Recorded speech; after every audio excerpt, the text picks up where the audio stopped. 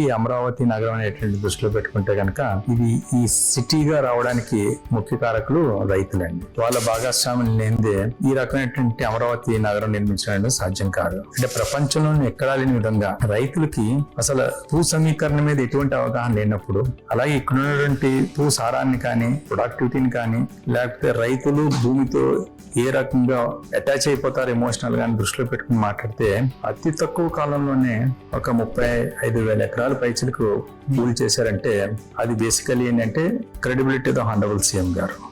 అందరికీ కూడా ఈ యొక్క ఉపయోగాలు ఏంటి, మంచి ఎలా జరగబోతుంది, ఏ రకంగా దీనివల్ల ప్రయోజనాలు ఉంటాయి అనేటువంటి క్లారిటీకి తీసుకెళ్ళడం వల్ల ఇది సాధ్యమైంది. సో ముఖ్యంగా ఏంటంటే అందుకని అంటారు ఇప్పుడు కూడా సీఎం గారు పార్ట్నర్స్ ఇన్ ప్రోగ్రెస్ అంటారు ఎవరిని, రైతులు.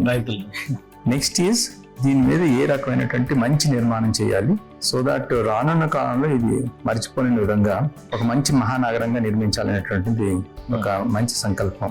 ఈరోజు కొన్ని